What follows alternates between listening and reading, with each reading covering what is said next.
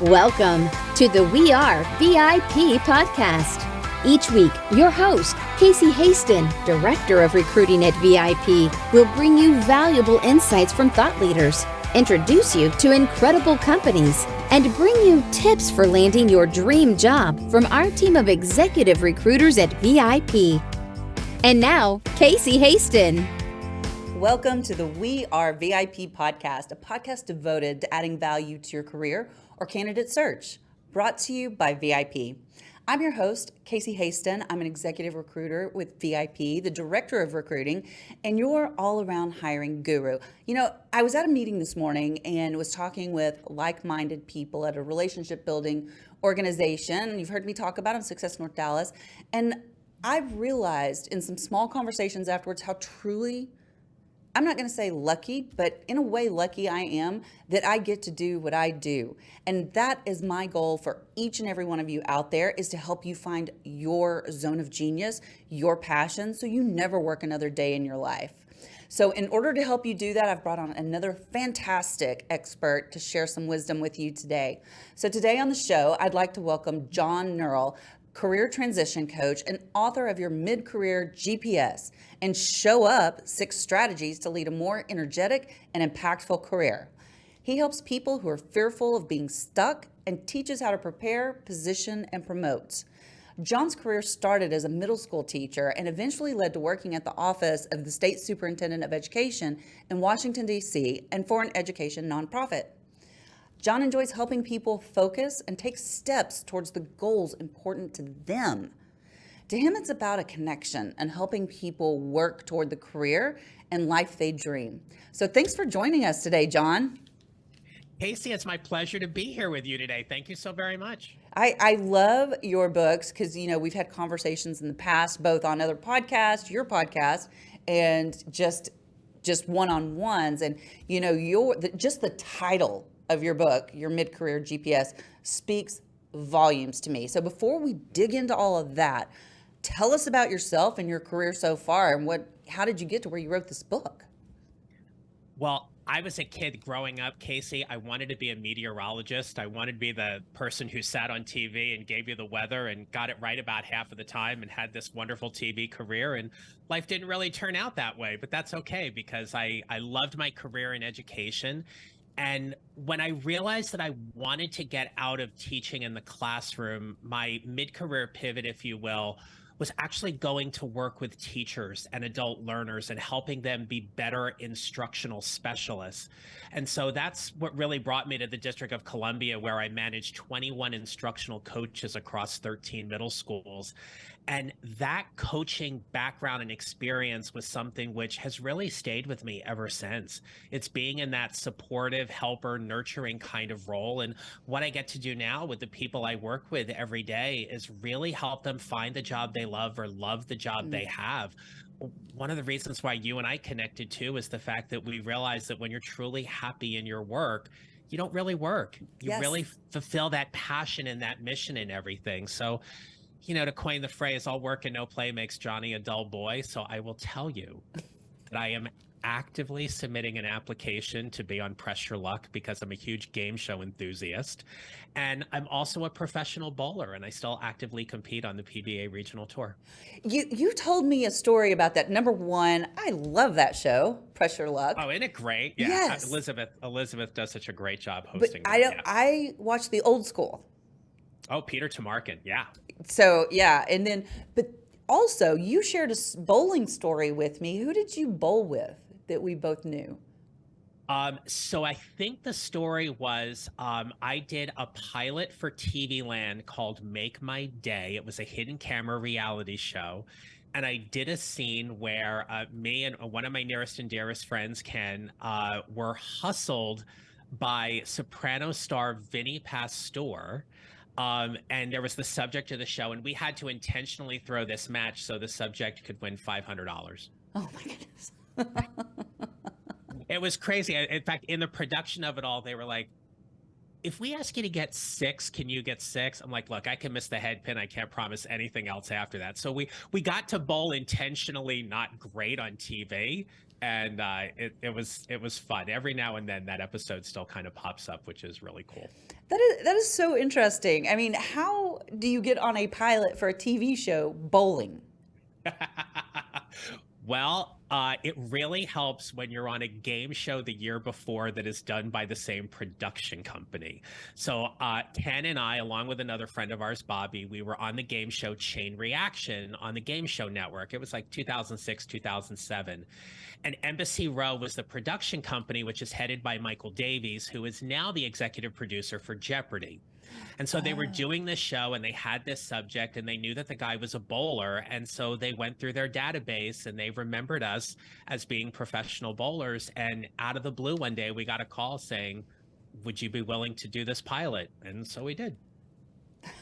So what I'm hearing here is that you are always looking for those opportunities and creating moments where future opportunities can come to you. Absolutely. We keep putting ourselves out there. It's one of the ways that we show up, and we welcome those new opportunities so that when something comes, we're ready for it whenever that happens. You know, and tell me if you agree with me on this. A lot of times, and Richard Branson, Sir Richard Branson has a really good quote, and I can't remember what it is word for word, but basically what it comes down to is say yes to everything and learn how to do it later. If you don't know how to do what it is they're asking, but it's a passion of yours, say yes and then go figure it out. I love that quote. And there's such power in being able to get out of your own way and say yes on things. Casey, I'm not going to jump out of an airplane. That's just something I thought I was going to do years ago. And there's no way I'm saying yes to that right now. It's also not a passion of mine. And that's the thing. When there's something that we're passionate about, we do get to say yes to that because we never know what comes next in that opportunity. Absolutely. And I think that's a really important point to make because that's not just in, life in general.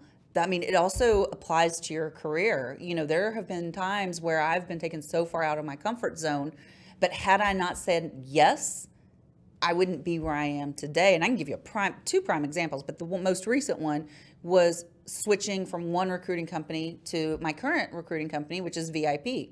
Very, very different. Went from a very, very large with international presence company to a boutique with one office. And that was a big jump for me, but I knew that there was going to be more opportunity because it was a smaller company, less red tape, and that I would be able to make a bigger difference in that smaller company. And so I said yes, even though it scared me to death. Sure. There's such advantages in that because when you think about taking that next career step and you think about how does that move you forward, it's not just in the current job you're going to, it's what you get to benefit from moving into that role. So just because like in your case, which is such a great story, that moving to VIP has opened up so many opportunities for you because you continually think about how you get to move your career forward, both with what you're doing here and also with Success North Dallas. Absolutely. So what are some signs you may be too comfortable in your career? That little voice starts talking to you in your head and it's just kind of creeps up and there's something where you start feeling like you're getting complacent or you're getting stale. You're not enjoying the work as much as what you're doing. I don't think it's one of those slap you upside by the head kind of moments. It's really more of something that festers over time. And then finally one day you sit there and go, geez, am I really happy with what I'm doing? And when we start to evaluate how happy we are in our work, I usually define it by 4 F's. Now, as a school teacher to me, we don't like F's, right? But in the career space, the 4 F's are fit, function, finance, and forward. So what is it about the fit, be it organizationally, be it with their mission, their vision, something there that you're not necessarily aligning to anymore? Is it the function, the actual work you are doing? The finance, how well you're being compensated, and then what we just talked about too, about how is that job moving you forward? If you're unhappy, you're probably not moving forward. And that's a really good thing to lean into. I love that. Number one, I think that is so great. And I think that exactly if you are, and I like to call it sleepwalking, you're on such autopilot that you just show up and you're like, oh, time to go home again. Oh, time to get up and go to work again. But there's no joy there. There's no excitement for the next day. I think that's when it's time to really sit back and see if it's you, number one, not, and you said something earlier. You said find the job you love or love the job you have. And I think a lot of times people haven't dealt with the inner work, the inner landscape. And so they keep jumping from job to job to job.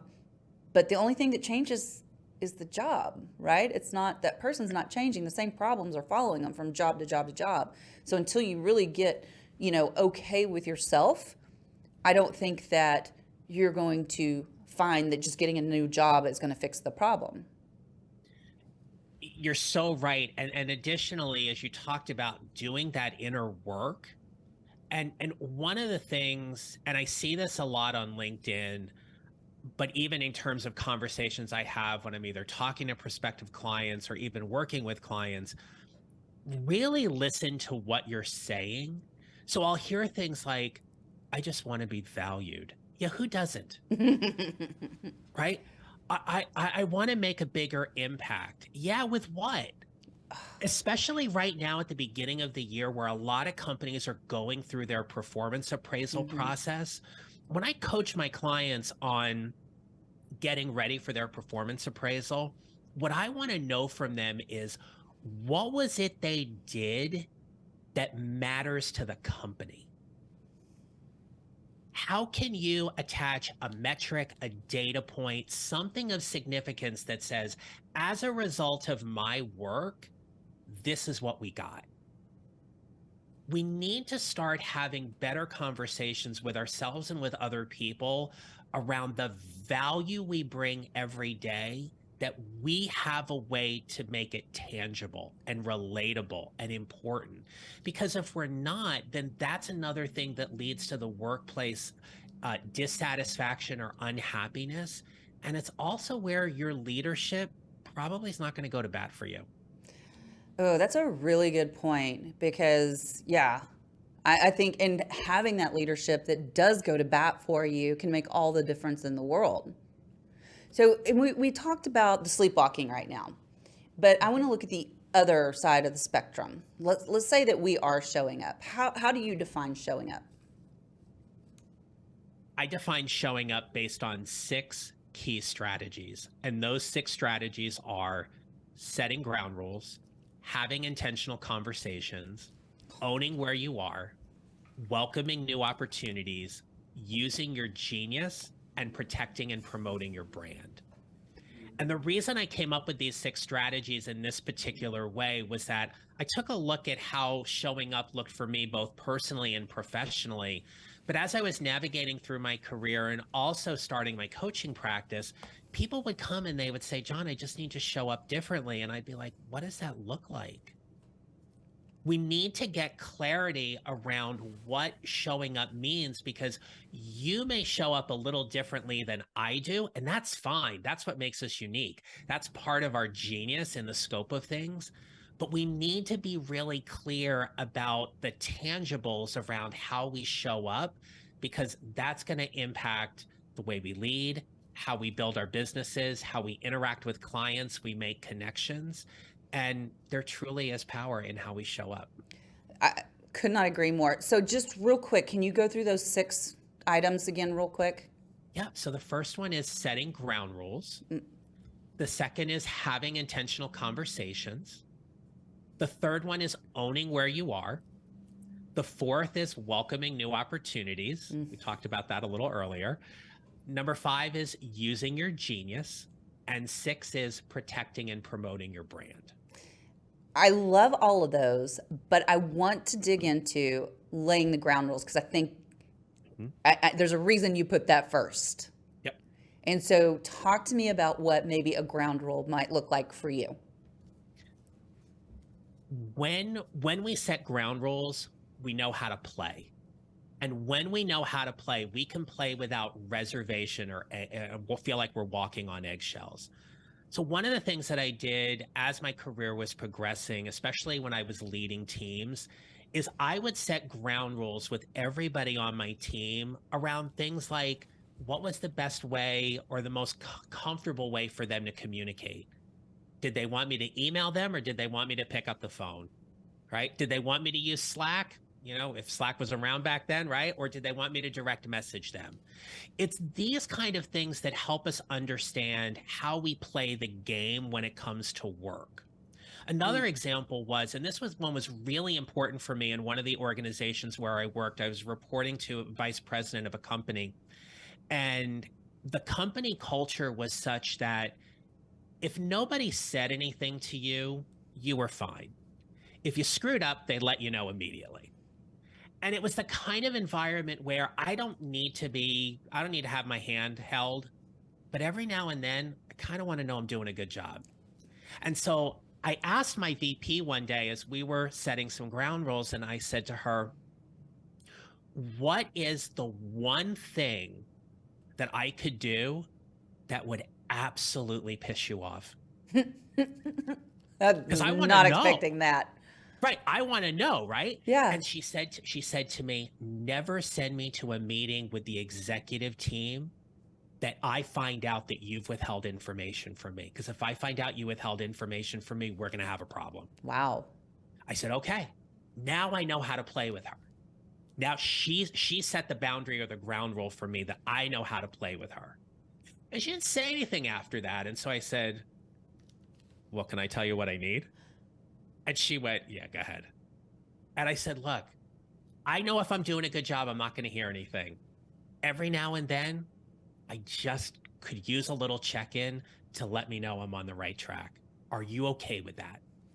And that was the key question in setting ground rules. And I offer this to everybody listening or watching today, that you want to get validation that they're willing to agree to the ground rule. And if they're not, you can talk about what that agreement looks like. But when I asked her and said, are you okay with that? She looked at me and she was like, yeah, I can do that.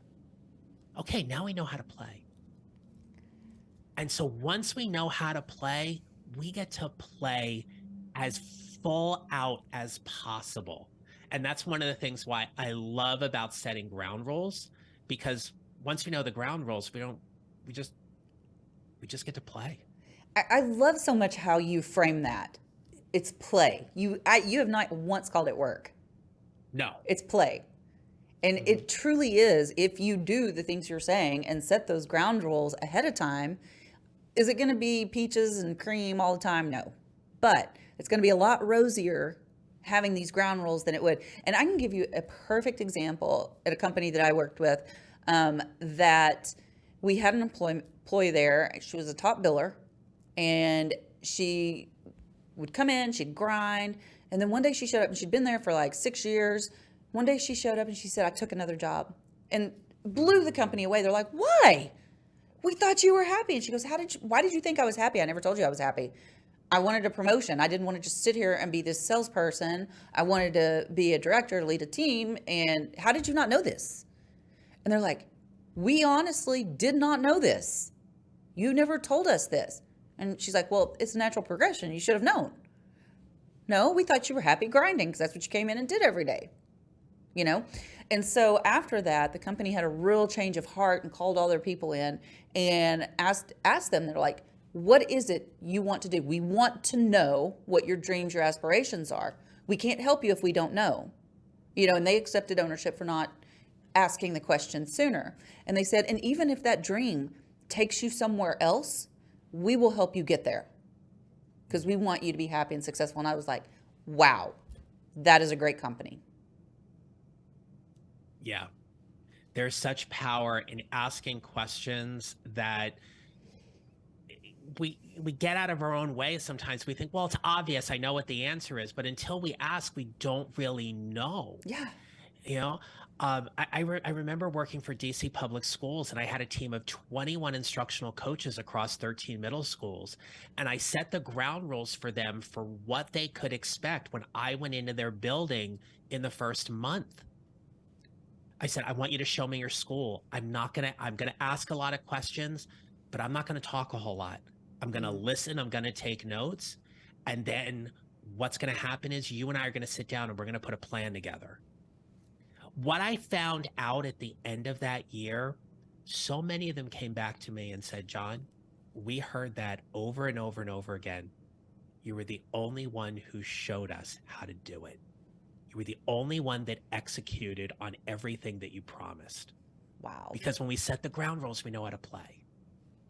You know, and that just reminded me of one of our ground rules for Success North Dallas, one of our tenants to become a member. And our very first one, well, second one, is honor your commitments. First one is to be a success in your own eyes. And I think that's so important too. And I kind of wanted to go back to, like, you know, what you just said about we think we know what the answer is. You know, and our brain fills in gaps of information, and we truly believe we know what's going on. But you got to remember, just because we think we know what's going on, just like you just said, doesn't make that information that we filled in the gaps true. So you still need to ask that question. Yeah, and as leaders, we have to ask the questions that other people are either not expecting to be asked, or that even sometimes we're afraid to ask, but we know we have to ask those questions. In another job, I was given a responsibility to take over a fairly large team, about 28 people. And part of my introductory questions with everybody was, tell me 3 things you love about your job. And then I said to them, tell me the one thing that frustrates you so much about working here. And I captured notes and everything. And as the conversations progressed and all, I made a list and I sealed it in an envelope and I put it in my briefcase. And one day I went to my director and I said to her, how do I hire? She said, John, we've got a full team. We don't have to hire. And I said, no, well, in the next 6 months, we're going to lose 10 people and I need to know how to backfill positions. She goes, how do you know we're losing 10 people? I said, oh, I asked them. They're actively looking. They've crossed over. They don't plan on coming back. And if we don't backfill the talent right now, we are going to be in trouble heading into some meetings and projects come the summer and the fall. 6 months after I had sealed that envelope, I opened it up. 9 of the 10 people had left. And the only reason why the 10th hadn't was they just hadn't found the right job yet. Did you show your manager that envelope? We had conversations around it. Yeah. I will admit at some point, like, the phrase trail of tears had come up and it was more our own because we had lost such great people.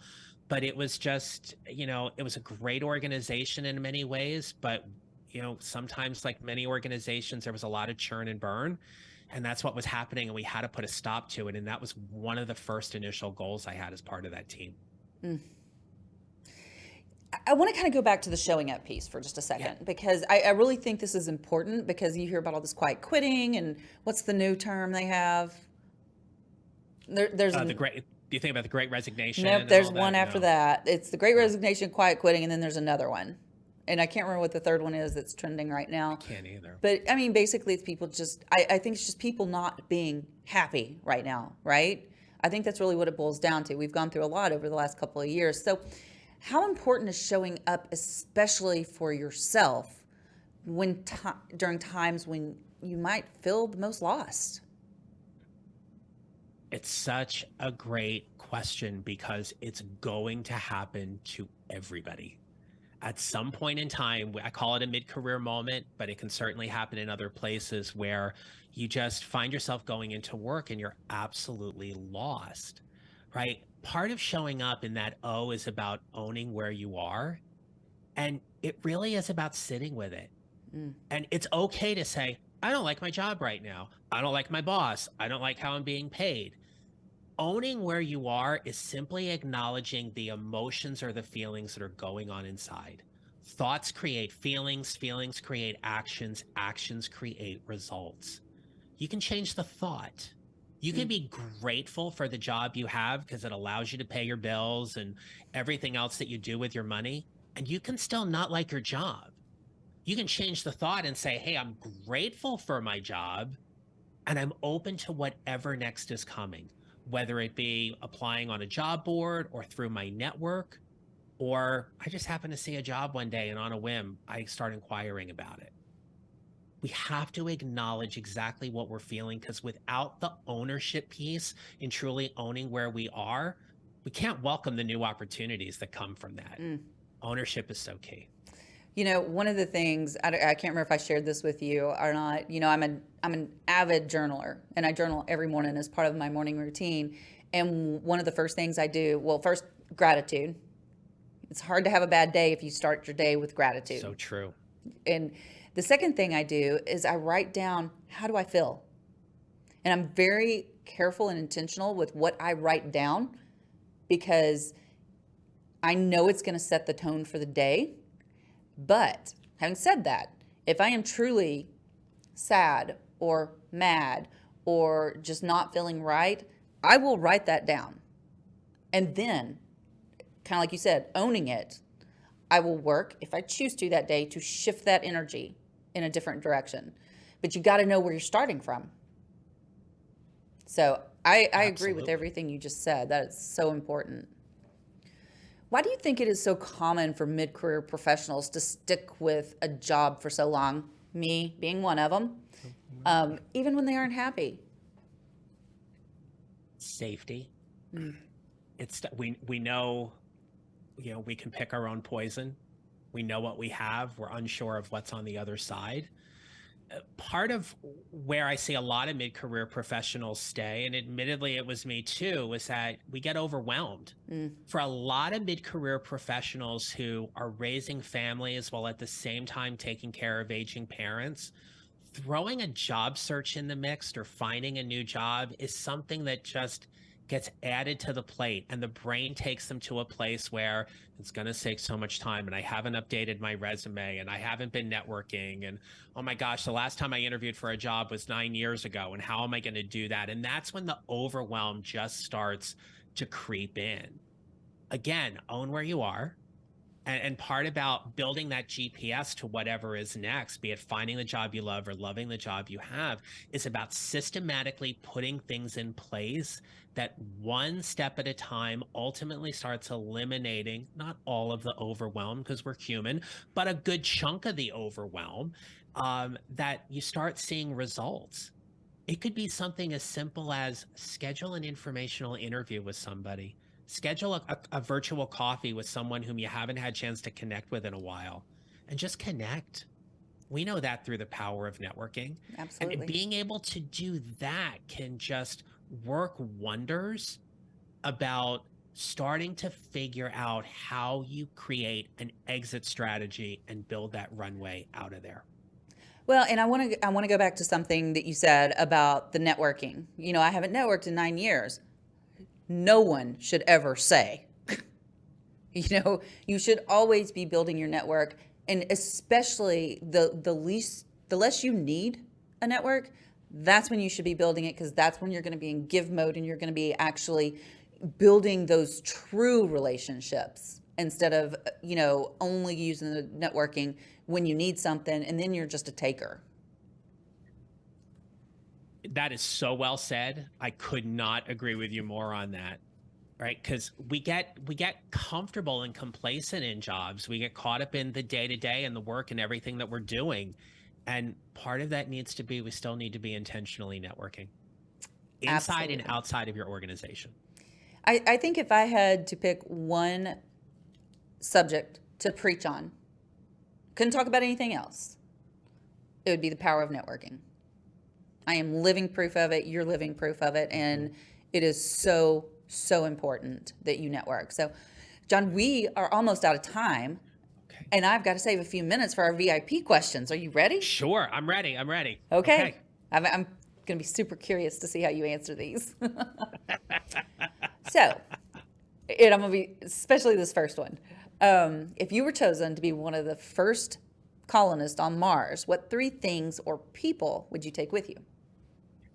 All right, I would take people. So the first person I'm taking with me is an astronaut, because I'm not equipped. That's it. That's right. The second person I'm taking is my husband because he's absolutely my ride or die, and I know we can get along, so that's fine. And the third person I would take is Oprah, not in a kidnapping kind of way, but I would take Oprah because Oprah knows a lot of stuff. She can MacGyver her way out of that, right? And I find her to be a very calming presence. And she's one of those people, if you say, could you sit down and eat dinner with anybody? She would absolutely be one of those people. So yeah, be an astronaut, my husband, and Oprah. Okay. Very eclectic. Okay, so what's one thing you do each morning? I shared what my thing was, but what's one thing you do each morning to set your day up for success? Well, I'll tell you, after we have had some conversations, and I recently started working with a new coach, I incorporated journaling into my daily practice. Yay! So every morning, just like, I take time, what's my win? What am I grateful for? I write down some affirmations. And I so resonated when you talked about just how am I feeling today. I have found it to be one of those things that really ground and center me. The other thing that I do, though, is I plan my day the night before. So before I shut my computer down, I look at what my day is, and that really starts setting me up for gratitude about all of the people and the connections I get to make the next day. Oh, that's beautiful. I have found, and everybody's different, that I do a preview at the beginning of the week for my week. But I can't look at work the night before, especially not like right before I go to bed, or I won't sleep because I'll just be chewing on it. So, but that's me. It doesn't work for everybody, right? Some people, it gives them peace of mind. Me, it stresses me out. So I do it in the morning. But I already know what's coming up each day, right? Because I've already looked at it for the week. Okay, so my final question for you. If your life story was being summarized in a news article, what would the headline be? How we show up matters. Mic drop. Enough said.